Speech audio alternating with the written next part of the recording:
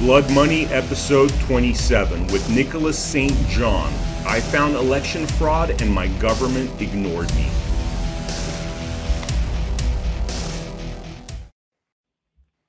All right, we're on the next episode of Blood Money, episode 27, with Nicholas St. Jon. Nicholas, how are you doing today? Good to see you guys. Thanks for having me. Awesome. The connection's a little bit weird. Hopefully it'll improve. But so Nicholas is a freedom fighter. The way I pitch Nicholas is that if you got tyranny on your mind, you're probably going to find Nicholas standing in your way. Nicholas, could you tell us a little bit about your background, what you've been up to, this last number of years in terms of this freedom fight? Well, it's right at 2 years now. Started actually December 15th of 2020. When Joe Gilbert put out the word to come and speak to our county commissioners about the overreach of the county, the health department, the mandates, all of that stuff. And so about 150 of us showed up to that meeting. And so I had the opportunity to meet a lot of my fellow citizens here in Reno and the Washoe County area.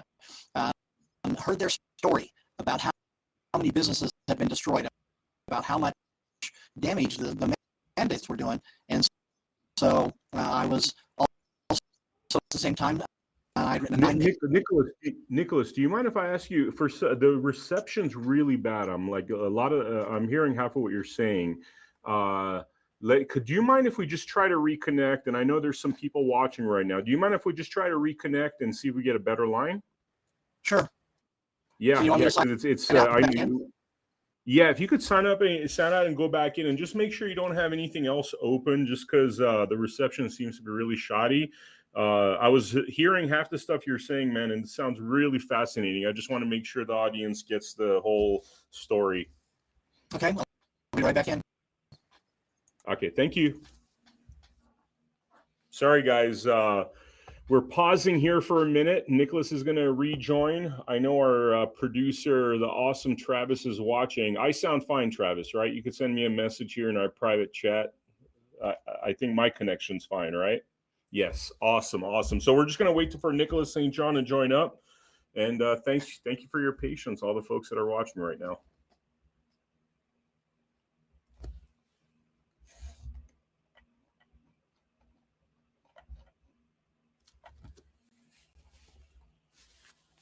So while we wait for Nicholas St. Jon, this weekend we're actually going to be reporting from Nashville. We're going to be doing Freedom Weekend with America Happens at the Reawaken America Tour. We're going to have a lot of great guests, a lot of live conversations, a lot of live interviews. So please make sure to check into America Happens this weekend. And I believe we have Nicholas St. Jon back. So let's try to bring him back on here, and hopefully the connection's good. Okay. Hey. Is this much better? Oh, it is much better. I could understand your words now. So sorry to start this interview right from the top. So I'm just going to get right into it. So we have freedom fighter Nicholas St. Jon here. And what I was saying earlier on is that if you got tyranny on your mind, Nicholas is probably going to stand in your way. So Nicholas, tell us a little bit about what you've been working on this last few years, and what you've been up to in terms of the freedom fight. Okay. Well, my story starts really in December of 2020 when Attorney Joey Gilbert called a bunch of us to come to the Board of County Commissioner meeting here in Washoe County, which is the Reno Sparks area here in northern Nevada. And so I showed up with 150 others. And because, you have a lot of time waiting to go into the chambers and speak, I had the opportunity to meet a lot of fellow compatriots and hear their story firsthand about how much damage these mandates were doing to their business. A lot of them had lost their business or had lost hundreds of thousands of dollars of business because of these unconstitutional mandates. And so while that's when my activation started, I say my activation, I started literally back in 2008 when the swine flu started, and something didn't sound right. And so I started doing an investigation on that, and tracing some things on it, and found out that I came to the conclusion that there had been something engineered with the swine flu, tracing the genomes, where it had to pick up each one of the particular pieces, and then where it showed up in a pig down in a small village in South Mexico. None of that made sense. And so eventually I've written 4 books. My last one on that was The Immunity Crisis in America. I have a blog, unsickyourself.com, that I have kind of neglected since all this started. But my first post on there was right on schedule, because about every 2 years, one of these things that come up, and they've been playing this for a couple decades now. And finally, the COVID virus was mysterious enough, and the media hard enough that it scared everybody, and finally they got their pandemic. But they've been trying to do this since probably the mid 90s, but it came into full scale pandemic, or plandemic as some people call it, in January, February of 2020. And so I wrote my first blog there and said, guys, everybody settle down. If you're taking 3,000 to 5,000 milligrams of vitamin C, making sure you're taking D3 and keeping your D levels up, zinc, and just, a few things like that, and you'll weather this. It's just a virus. But the 24/7 fear mongering threw everyone into a complete tailspin, and living in a place, and I was still going out even though we had the lockdowns. And I came back in one day, and my roommates called me into the front room and said, "You can't keep going out like this. You're gonna bring that in. We're both very susceptible. You could kill us." And so I started realizing how serious the fear mongering and how deep that was and how crazy it was in March. And so ended up moving out and into a place of my own, so that every time I came in, somebody wasn't walking around behind me with bleach on a rag wiping down everything I was touching. But anyway, so that's December was when it started. I wouldn't wear a mask. I go into stores. I got cornered in stores. The sheriff called on me a number of times. That first meeting in December at the county commission meeting, they called the sheriff on me. And so I got to talk to a sheriff deputy and Reno PD about it. And they agreed there was no law, but they were willing to trespass me nonetheless. And so that was really the beginning of when I realized how serious and how crazy this had gotten. It's insane. I mean, a virus that doesn't even really kill that many people, 99.8% survival rate, and the Constitution seems to have been tossed out the door completely. And so I started going to the county commission meetings. I had been doing the research. We found a doctor up in New York, and only the New York Post wrote any article on it. It should have been front page news in every place in the world. This guy was getting IVs of vitamin C, but it was small doses, 1,500 milligrams. Most people that live in the vitamin C IV world, it's 20, 25, 30, 50,000 milligrams of vitamin C, not 1,500. And yet this guy was having phenomenal success of people who were in ICU, very close to death, giving them 3 doses of IV vitamin C, 1,500 milligrams a day. That's 4,500.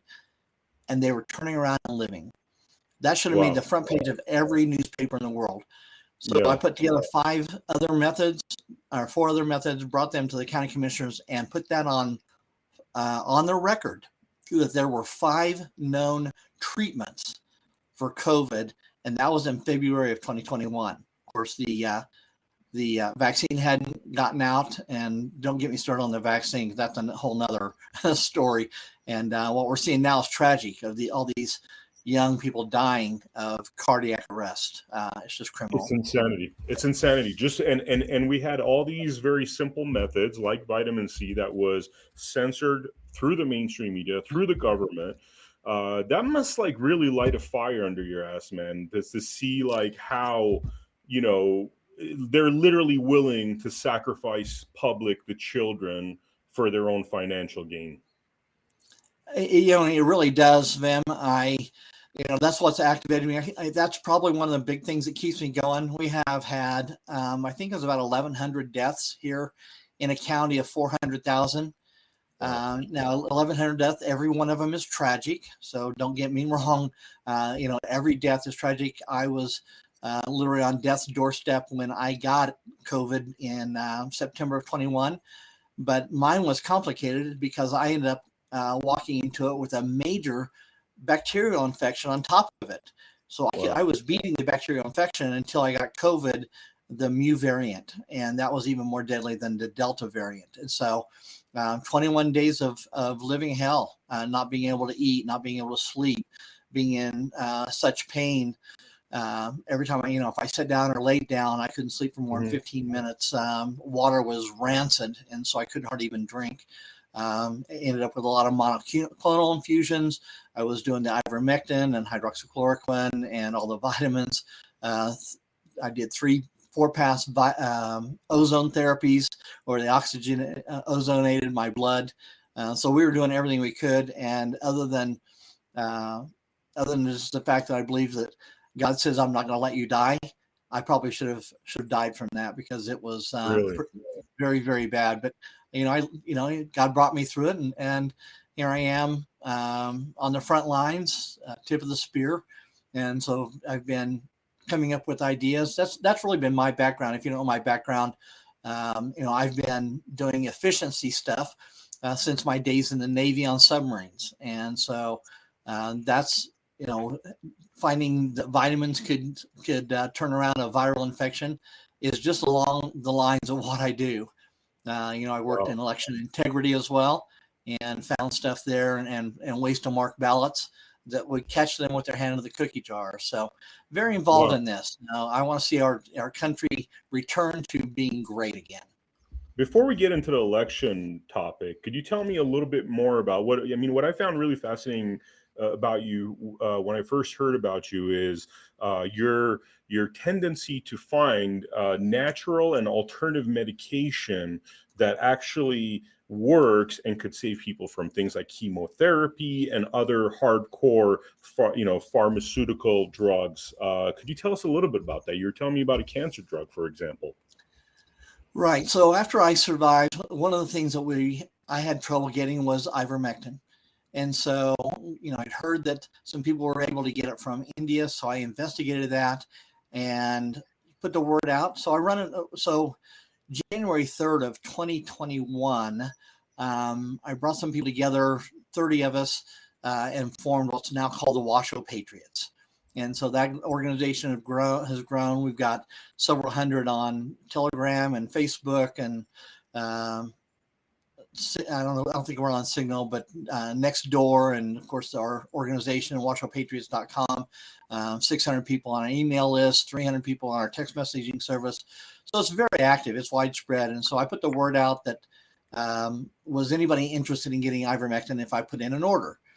And there were several thousand tablets. We ordered several thousand tablets from people saying, hey, I'm interested in it. And so that was kind of the birth of what's now called Alt1, is a private health association, private membership.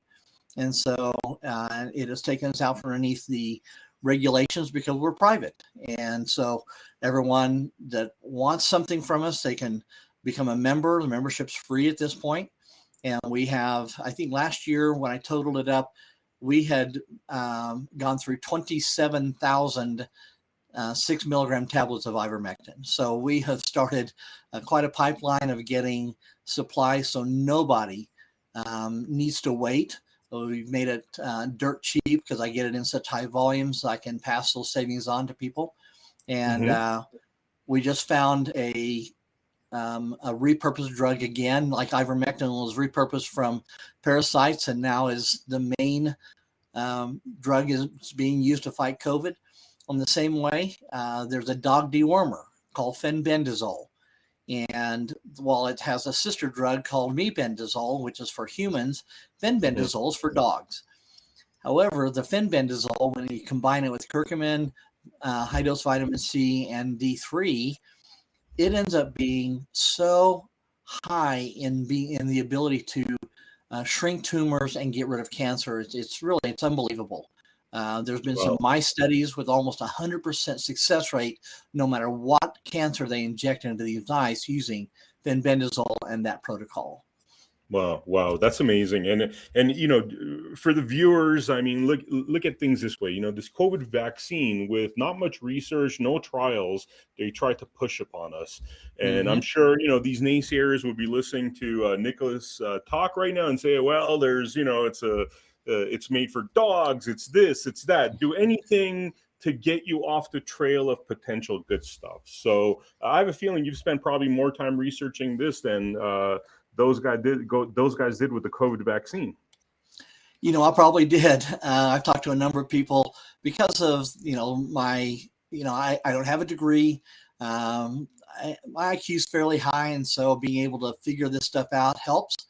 And I've gotten into a number of conversations, almost what feels like knockdown, drag out fights with MDs and PhDs over treatments of viruses because I got into one guy was a PhD in virology, and he Wow. just could not stand it that perhaps high dose vitamin C could stop Ebola.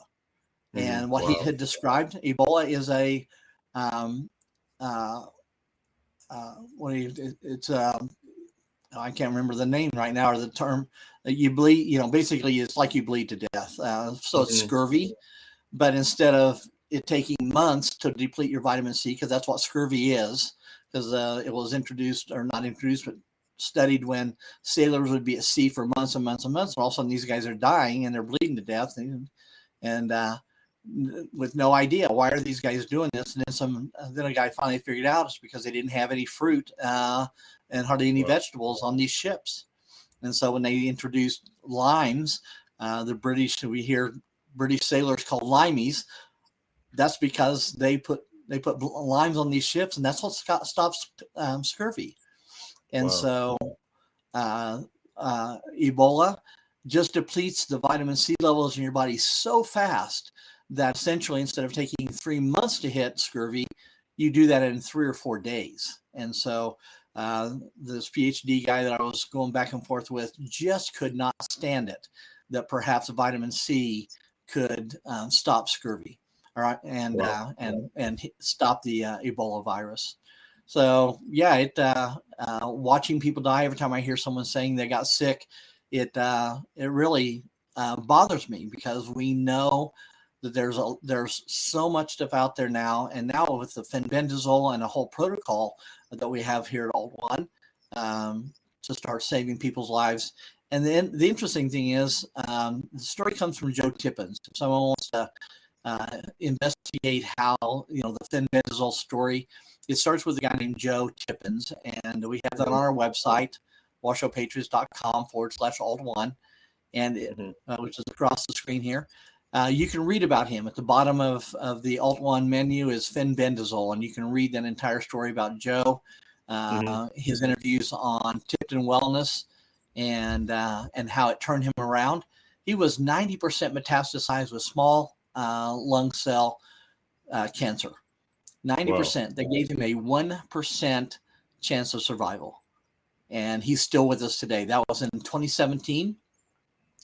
And while they put him on a trial drug, he put himself on fenbendazole. Wow. And of all the people on the trial drug, everyone died except him. And finally, he came Wow. clean with his oncologist and said, "Why are you alive? You're an outlier. Everybody else is dead. You have survived." And that's when he told him about fenbendazole. And so Joe's been a big proponent of that. There are now thousands and thousands and thousands of people who have listened to him, said, "You know what? I'm going to take my health back. I need to be in charge of my body and what we do to treat these diseases." And chemotherapy doesn't have a great track record. It was, the death rates of people on chemotherapy is still very, very, very high. Now, it has had some effect, and there are people that are, I won't say are cured, they call them in remission, but they Mhm. fight that the rest of their lives. And fenbendazole, he's on fenbendazole, and he is completely clear.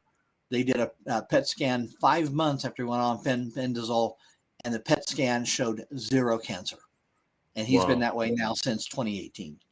Wow. Wow. Wow. Speaking with you, I mean, honestly, I get this kind of sense of why our mainstream media is so screwed up, because these conversations we're having are things that should be in the mainstream. All we hear in the mainstream is like the same broken record, where it's like the same 3-4 things over and over again. Whereas these kind of conversations, because you never know, like, the fembezimol, sorry if I'm saying the name wrong, might not work on everybody, but the people it works for, they should be able to have access to this information and have it be an option.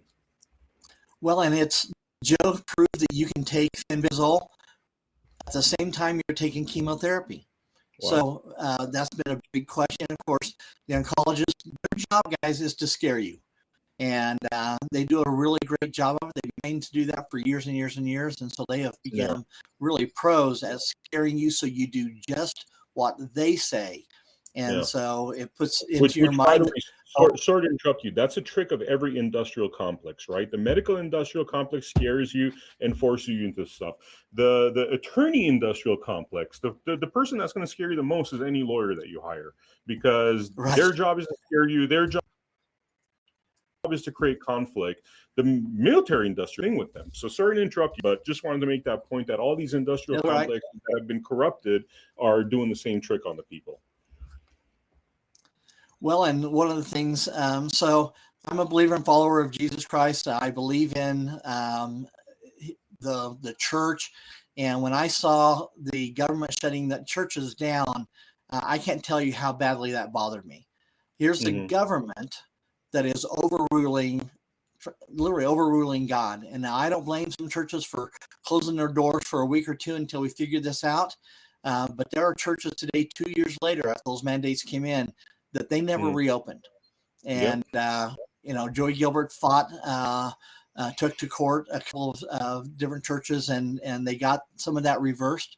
But it was funny. Every single pastor, before they closed down, did a sermon on do not be afraid. Jesus being in the back of the boat asleep during the storm, and they wake him up because they're about to go under, and he says, "Fear not, don't be afraid." And then he speaks to the storm, and it stops. Others spoke on Psalm 91 about do not be afraid, and then they all became afraid.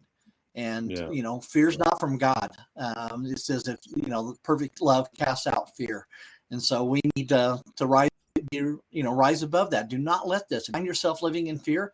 You need to start asking yourself some questions about where you live in relation to God and to our fellow mankind, as to whether you're gonna be one of those who steps up and leads, or are you gonna walk in fear, and that's what they want you to do. Yeah. Especially as a Christian, to have fear of things like death, it's just kind of I don't know, contradictory messages there. Tell us about when we first connected. The topic that we talked about at length was this election fraud issue, and I know you've been very passionate about for a very long time. And seems like you've come up with some really clever methods. Could you tell us a little bit about your election fraud journey? Okay. Yeah, it's so for me, it started. There was I'm trying to think. Dan Schultz broadcast a thing on precinct strategies, and so I thought, you know what, that I wasn't aware that there was a central committee and that there was precincts and all that stuff. I knew about precincts because you voted in your precinct in those days a long time ago, but not aware of how much power the central committee had, and how much we, the people, once we got into the central committee, could have an influence in all kinds of things for the Republican and Democratic parties. And so I met with so I put together a program. I'm a programmer and design systems online. And so I put together a quick little thing to be able to sign up people to get them into the central committee. So I went and met with the Washoe GOP people. And one of the guys who was in that meeting was a database guy. And he said, Nicholas, would that help? Would it help if you had the voter rolls? Well, boy, I guess it would. I didn't know I could have them. So he sent me the voter rolls, and then I started looking at them, and then the numbers just didn't make sense. For the number of people that were in the county at the time, the number of people who were registered on it looked to be way too high. There's a lot more people on here than should be, it looks like. I think when I did the calculation, it was something like 0.45 or 54 children on average per household. Well, that's nowhere close to the average, knowing what the numbers of children are here in the school districts and all that stuff. So I pointed out, and his statement to me was, "Oh, don't worry about that. Don't worry about that. This is where it all starts, guys. What do you mean? Don't be worried." And so that was kind of the first trigger that things need to be looked into. And so, long story short, fast forward to the spring of 21, and I started looking at the results of the 2020 election. And again, things didn't look right. And so eventually we pulled all of the cast vote records. Ended up getting selected by Mike Lindell's group and represented Nevada at the Moment of Truth Summit back in August of 21, and talked about a report that I opened up called the Provisional Voting Records Errors and Analysis, or Errors and Anomalies for General Election 2020. When I got so I started working with Jeff O'Donnell, who is well known for his database analysis. He said, "No, something looks strange with the provisionals. Have you looked at this?" And so I went in and looked at it for Washoe County. We had 0 provisionals. Well, we're the second largest county in the state. How did we have 0 in a year that had skyrocketed for every other county? And Clark County had 60,000, and the next one was we were at 0. And so I looked into that. Come to find out, there was some kind of software glitch that put 2,950 people on election day registering at a town of 3,200 people. 2,950 people came into Cold Springs and registered to same day voting as provisional voting ballots. And I said, that's just, I mean, it's an impossibility. Impossible. Yeah. Yeah. Wow. So we went out and when we went and got, we got a list of some people, went out to Washoe City and Incline Village and got affidavits of people saying we didn't do that. So that opened up the report. I took it to the county commissioners, nothing. So I took it to the manager and forced a meeting with him, and that led them to an investigation. He opened an investigation into it. He says, well, you bring up some good points. Nobody has some answers. Let's go see if we can find some answers. And so that was when the provisional voting report and investigation got started on July 14th. And since then, they had a preliminary report that was pretty condescending. Nicholas just doesn't understand this stuff, or you don't understand how this works, or the voter rolls are changing all the time. Look, I understand all of that. And when we started challenging that preliminary report, which they fought against us on everything. First, I asked for the report a few days before we went to that meeting. Wouldn't give it to me. So we got to see that report as we sat down in that meeting with them. They went through it. It just raised more questions. She came to the conclusion that the data that I had was bad data. Well, you would think that if the investigator comes up that the data you were given was bad, the next question should be who gave it to him and why did you give him bad data? Who gave that data? Who gave that data? Well, and that's a good question. All I have is a public records request, and I was asking for the data that came back from the Secretary of State, and yet I did not get that data. I got something else. Wait, so you asked for government data. They send you that data. You base your investigation on their data, and now they're saying it's bad data. Right. So exactly.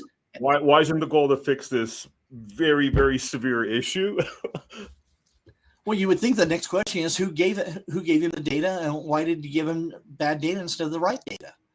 And so we can't get that question answered.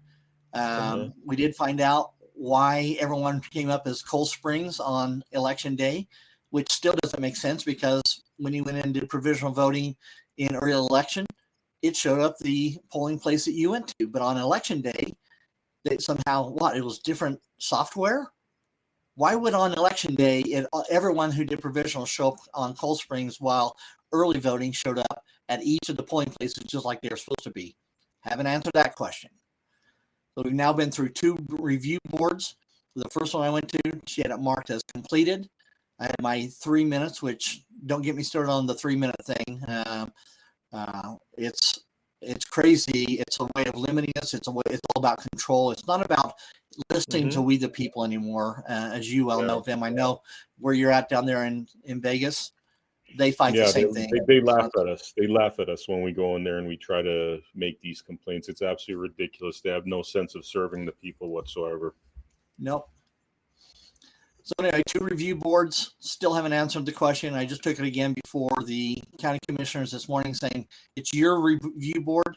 You guys need to get on this. You need to find out why they're not answering the questions. And so I just keep pushing it. Yeah. Are these like software glitches? You had mentioned software glitches. It could have been software glitches. I mean, are these software glitches or are these intentional codes that are doing this sort of thing? Yes and yes. So the provisional was a software glitch. Why they had 2 different softwares running, one in early election, one on election day, and the one on election day couldn't figure out where you were. It should be troubling, right? Because how do you, if you can't tell where you're voting from, how do we know if you're voted from the right place or not? Whether you got the right ballot, all of that stuff. And so, if you voted in Cold Springs, your ballot could look different depending on did the software pick up that you were actually in District 3 instead of District 5, types of things. So that was a glitch. But on another one, we got the cast vote records, and I was told that Marsha Burglar, who was the incumbent for District 1 seat on the county commission, she was incumbent running against Alexis Hill, and it was the big mail-in ballot stuff because it was 2020. And so we got the cast vote records. Now, cast vote records only give you a sequential number as they're fed through the machines.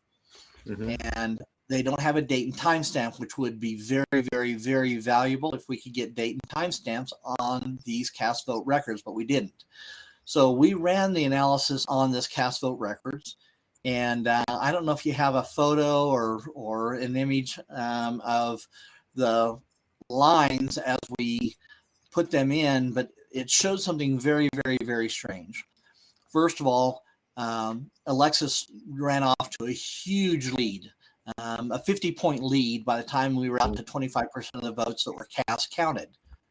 50%, 50-point lead over an incumbent.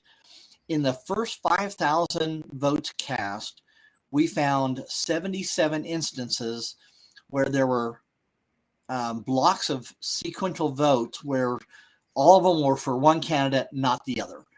And so Alexis Hill had 77 instances in the first 5,000 votes cast of 10 to 27 sequential votes uninterrupted. Wow. Marsha had just a couple of instances of maximum 8. A couple versus 77, maximum 8, maximum of 27. So the machines were actually flipping votes from Marsha into Alexis. And so it ran off. It ended up being a line. It was a very linear line as they were flipping these votes into Alexis Hill's camp. And so it was a very sharp line going up for the first 25% of the votes counted. And then like an AI or an adjustment happened. And instead of it being so steep, it lowered so that it wasn't quite as steep. So by the time you get to about 50%, the gap was close to 25%, or I'm sorry, 35% of Alexis leading Marsha. Then it gets released. And now the votes go up and down like they're supposed to. They come and go. You see a little wiggling in the room in the lines as the votes get counted, and that's normal.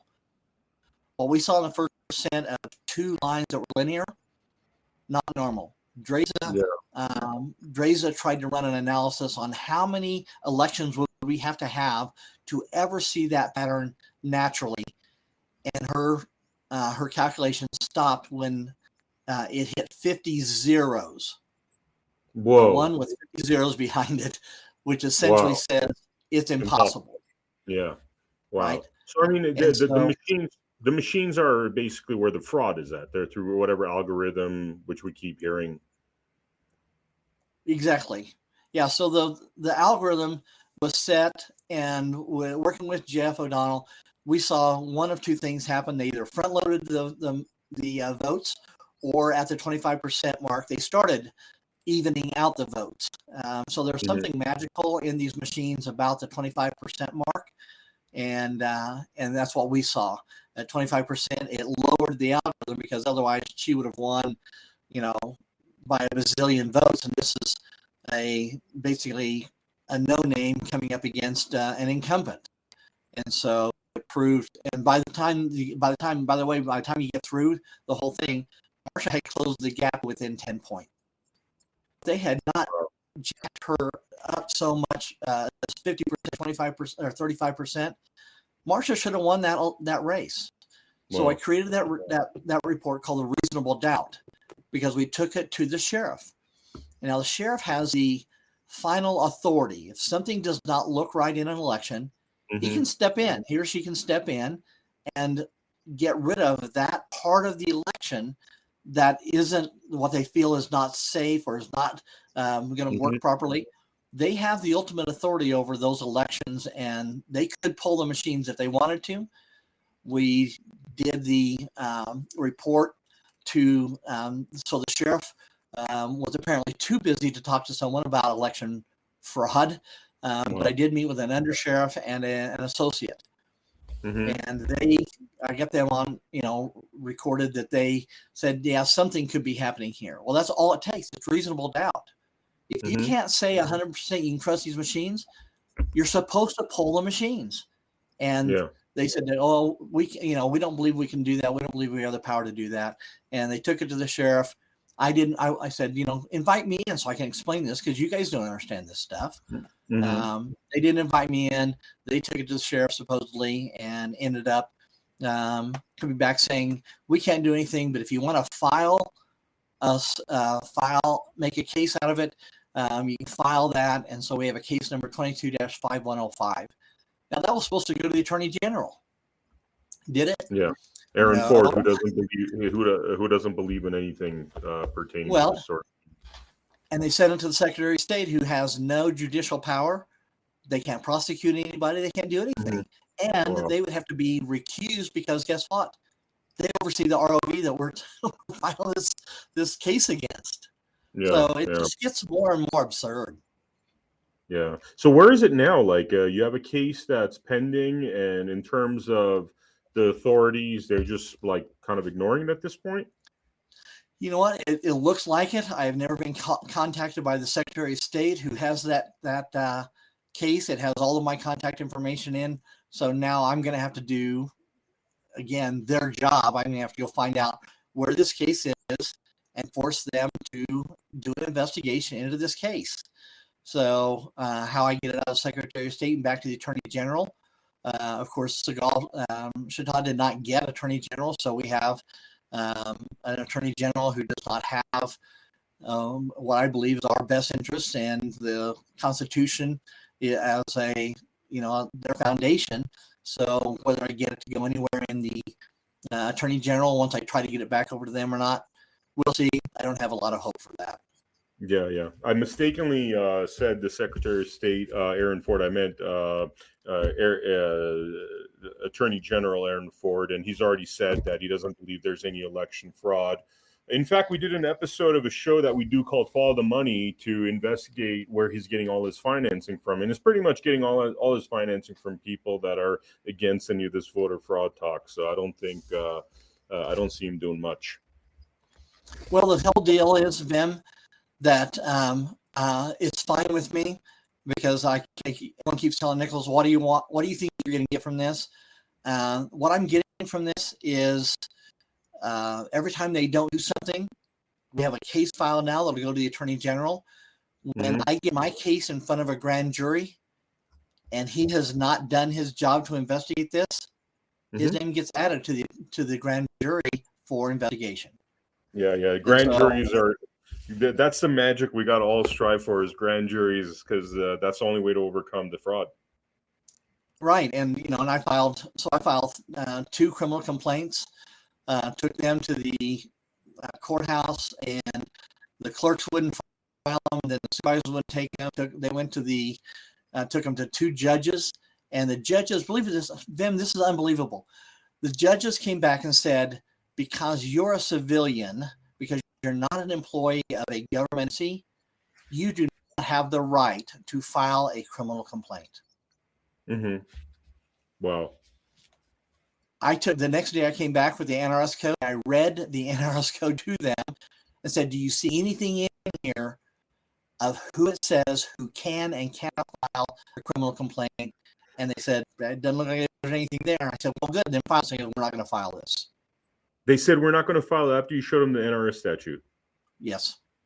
So again, they're going to be in my complaint that goes to the grand jury for investigation, and now it includes 2 judges. Wow. So they just keep broadening the net, and like I said, I'm fine with that. I'll just keep adding it to it. I document everything really well, and so when I get my case to the grand jury, it's going to make a big splash. Fortunately. Unfortunately, I tried. Well, after that, they said, "Well, go take it up to the DA. They're the ones who file criminal complaints." And so I took it up to the DA's office. They reluctantly took it, and ended up 2 days later, I get a call from somebody, and I still don't know who that is, saying, "Yeah, it came to the civil side of the DA, and we've looked at it and decided that we're not going to pursue this." Yeah, of course they're not. So, of course they're not. and so I've asked, by what authority do you have not to pursue this criminal complaint? I want to know what either the statutes are or your policy and procedures and who it was that did that. And I've gotten no answer. I've been back there half a dozen times. I keep talking to more and more investigators, and it's finally gotten to the assistant DA, who isn't returning my calls or my emails. Wow. I mean, Nicholas, I got to give you a lot of credit for putting up the fight because these are highly corrupted institutions. We don't talk about the judiciary enough. I mean, the judiciary is absolutely a farce. I mean, a complete farce on so many levels. We don't talk about that too much, but these election fraud cases are a perfect example. And then, you go into things like the criminal justice system and family courts, and it's a complete shit show, corruption everywhere, unfortunately. I mean, what do you do now? What's your next steps when you're hitting these brick walls? Is it pretty much relying on the grand jury and hoping that all comes together? There's a couple things. For the county commissioners, I already filed. Now we have 2 new county commissioners, so I have to get my notice of intent to file a claim against their bonds, because they're all bonded, right? Judges are bonded. All these guys that are officials are bonded. Mm-hmm. And so I did the investigation into that. And so the bonds for the county commissioners all go through a company, RLI, out of, I think it's Illinois. And so I've already investigated that. I've already filed a notice of intent. You have to tell them you intend to file a claim against their bond. And so I have 2 of them have already been served. I have to file that on the new ones. I was trying to wait until I had a full thing on it, showing literally hundreds of violations. But it's been a lot of work. My binder is now 3 inches thick of minutes. Our time's going into the county commission meetings and demanding they put the on the agenda that they've ignored us on. And so this year the tactic is, the more people I can get to go into the county commission meetings and demand that they take some action than they don't. Every one of those is a violation of their oath. Wow. every one of them.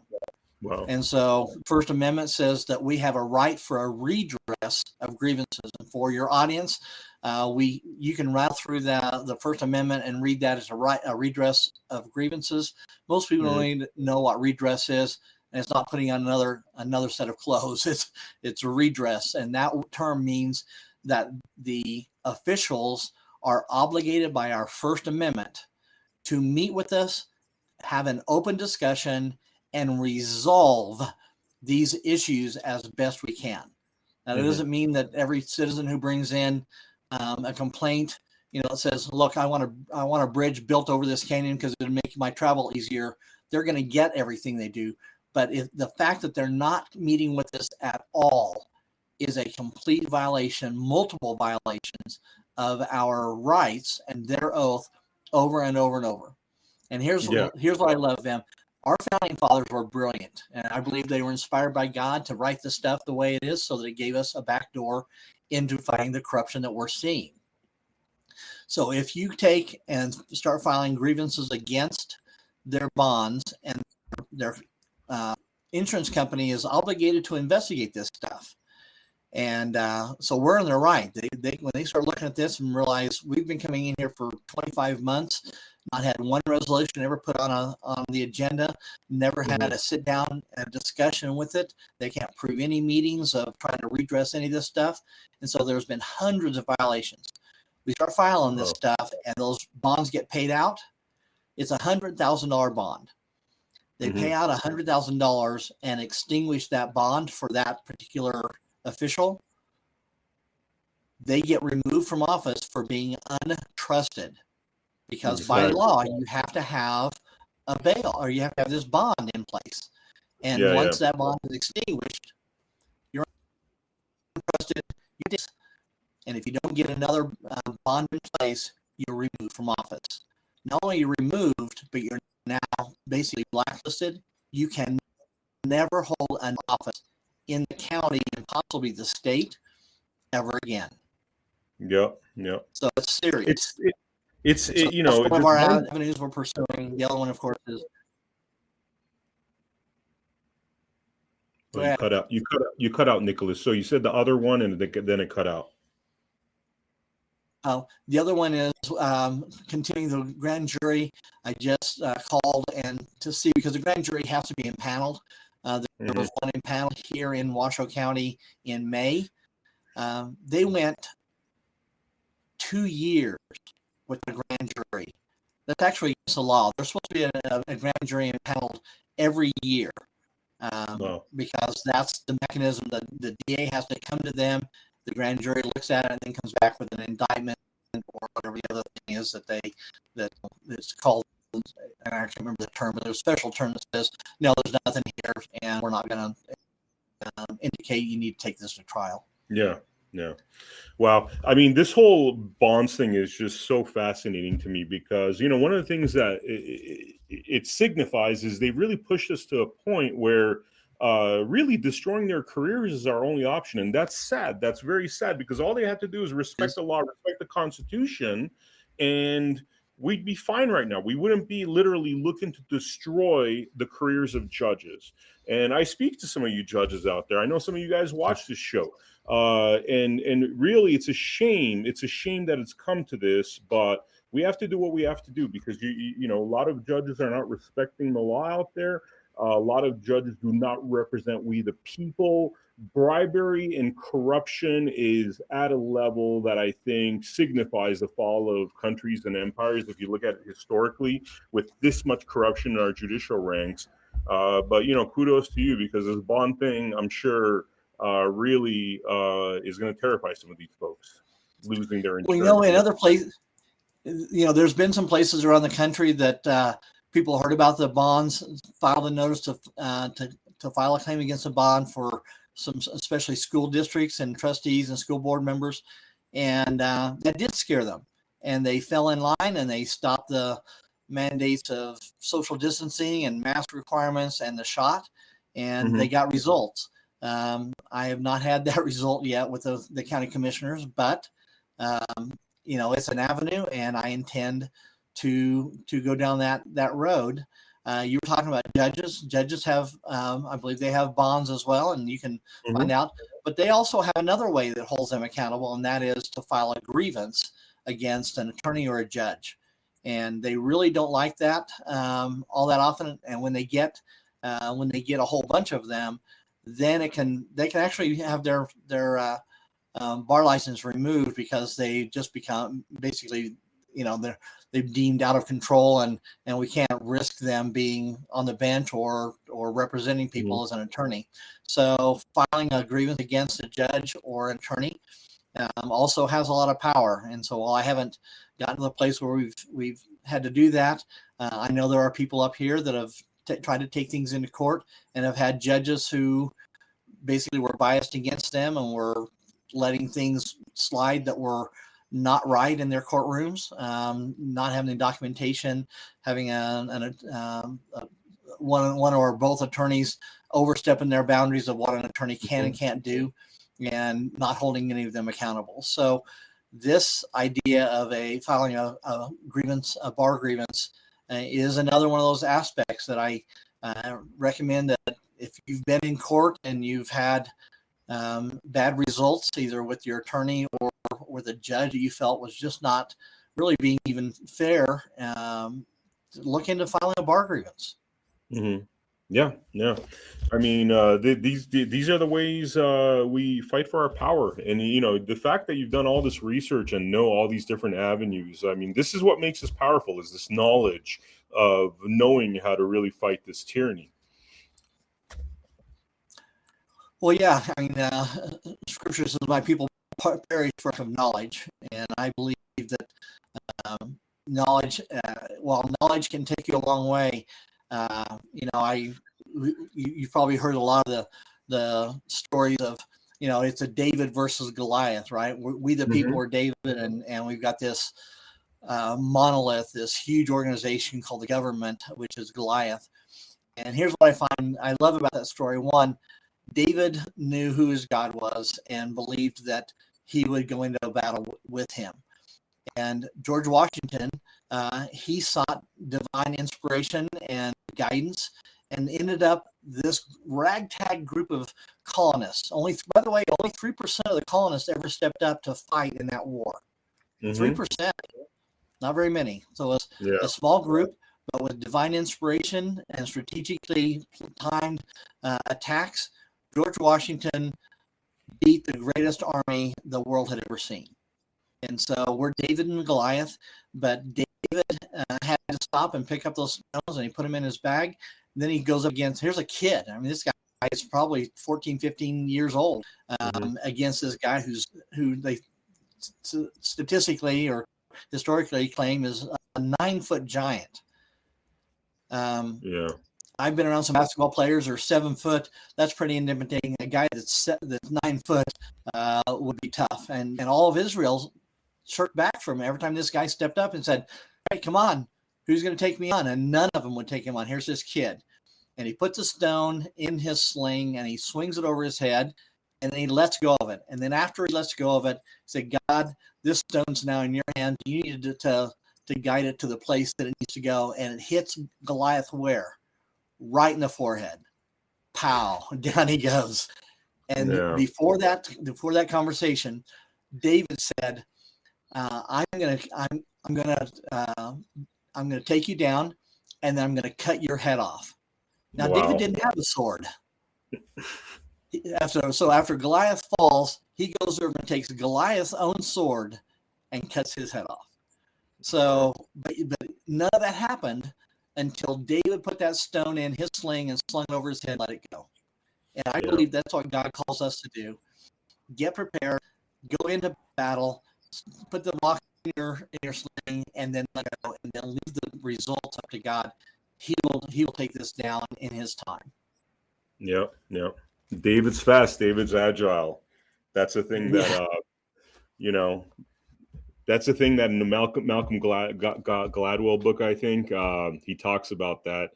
And David actually wasn't the underdog, because he could run around, and something to be said about that. Something to be said about going up against these humongous forces with the agility that we have, with the information that we have, with our ability to move around. They're almost prisoners of their own corruption, and I think that's what ultimately is going to help to make us the victors of this freedom fight. Absolutely. And the more, while we don't need hundreds of thousands, 10, 15, 20, we went into that review meeting and I put the word out I was going in. I said, I'd like to have some support. 26 people showed up to that review meeting.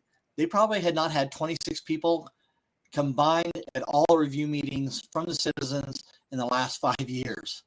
Wow. I hope that put the fear of God into some of them, because this one was 25. The next one could have 50 or 100. Yeah, people are waking up. Nicholas, could you tell the viewer a little bit about your websites where they could find out, all this amazing information, whether the health products, the work that you're doing? Yes, our main website is Washoe Patriots, and Washoe is the name of the Indian tribe here that Washoe County was named after, and it's spelled like Washoe, Washoe, Washoe Patriots, plural.com. On there, we have the Alt One. Our homepage has a lot of the information I have on the provisional voting report. You can download that there. I also have the reasonable doubt report. And then on there, you'll see several of the instances, the videos that we had when I was standing up against the overreach of the metal detector to illegally search us. We demanded, by what authority do you have to override the Fourth Amendment? And they don't have one.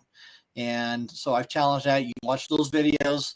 Hopefully it'll inspire you to start standing up against some of the tyranny in your area too. It's scary. I'll tell you. At one point I called 911 on the county because they would not let me into a meeting. And Of course the sheriff showed up, 5 of them. For little old me, I called them, didn't even talk, I was the victim, and they didn't even talk to the perpetrator. Wow. And so it can be scary. You never know when something's going to go south on you. Our founding fathers, they paid the ultimate price with their lives and their blood. And hopefully it won't come to that here. But, we need to stand up. So you can see that. So it's WashingtonPatriots.com. On there, up at the top is one of the menu items is Alt One. That's our private health association. You can learn more about that. You can become members. Members free, and at that point we can actually have a dialogue about what you're going through, what I know. And I'm not an MD, I'm not a doctor. I don't profess to be a doctor, but I have significant knowledge in studying of that stuff. So we can enter into a discussion. I can tell you what I've seen and what I've studied and what I think could help you the most. And then we have a lot of those therapeutics are available, and you can purchase them right from us at Alt One. And then we have a Washoe channel, a Rumble channel, Washoe Patriots. So it's rumble.com/Washoe Patriots. And you can see a number of the videos there as well. Everything from the county commission meetings where I've been escorted out of the chambers to standing up against the tyranny, to the detectors and, run-ins with people at places where I didn't have a mask and they would call the police or the sheriff on me. All those are on our Rumble channel at Washoe Patriots is our group name.